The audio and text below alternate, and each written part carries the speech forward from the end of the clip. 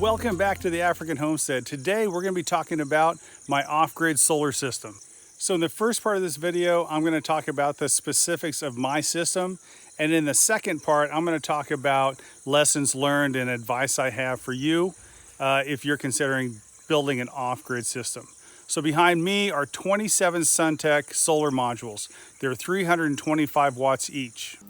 Now that we're inside, let's check out the rest of the system. This system is a 48 volt system that uses 24 2-volt batteries. They're manufactured by Rolls and were built, I think, in Greece. Now, because we're living in the tropics and dealing with heat pretty much all the time, and this space is not air conditioned, I went with gel batteries, and I think it's worth the extra cost. We've had them for almost 3 years now, and they've worked flawlessly. Each one of them is just under 2,500 amp hours. Now, these batteries are stupid heavy. They weigh in, I think, around 400 pounds a piece. Fortunately, when we built this house, the levels that my masons used weren't good, and so this floor actually sloped down towards the back of the house. And so this floor, by the time we got the floor leveled for the tile, ended up from an initial casting of the floor plus the mortar bed that we put under the tile. This floor is 8 inches thick.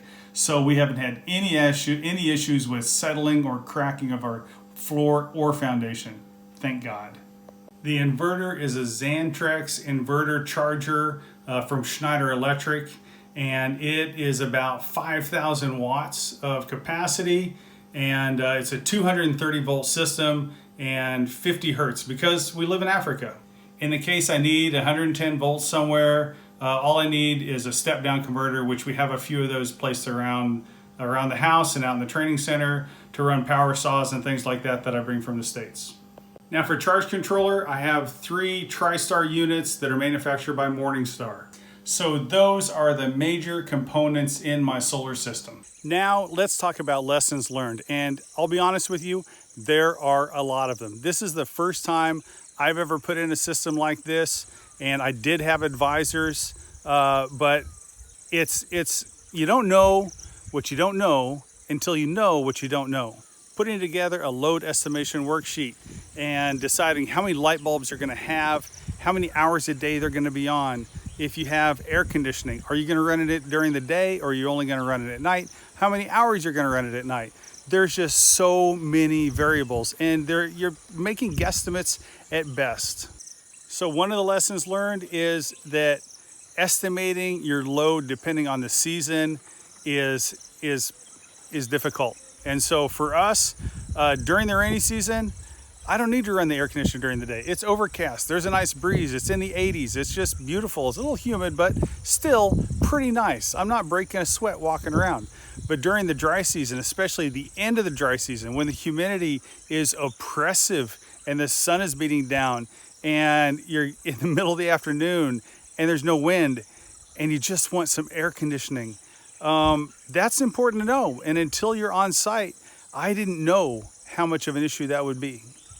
Another lesson learned is the angle that you place the solar modules.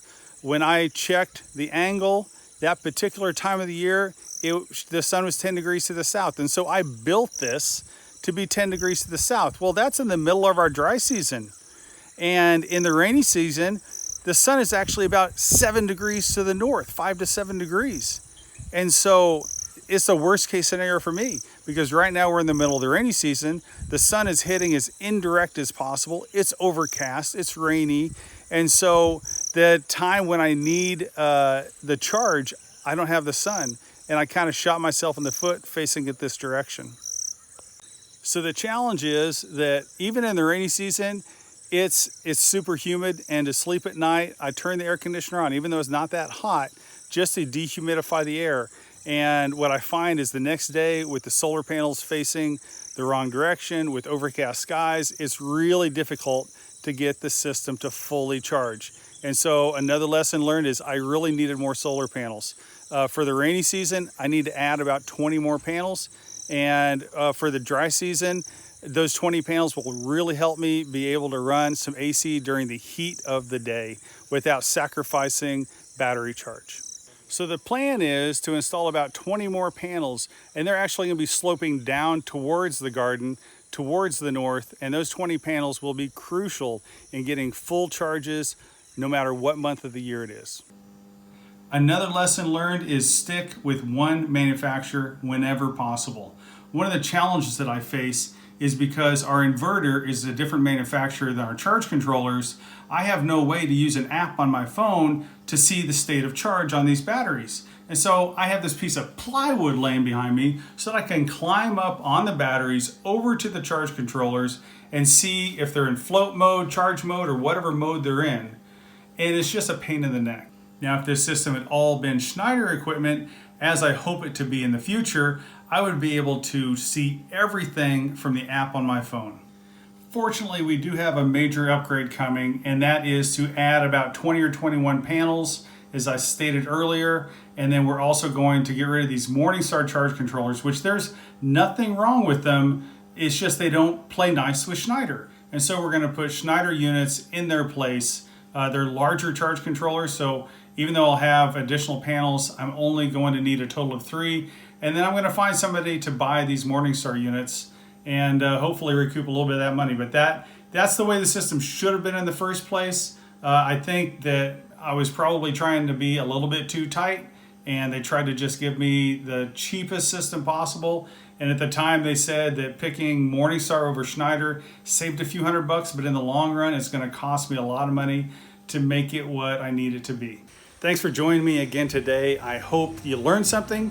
I hope this time was valuable, and I'd love to hear any questions you have. I'll try to answer them. I'm not a solar expert.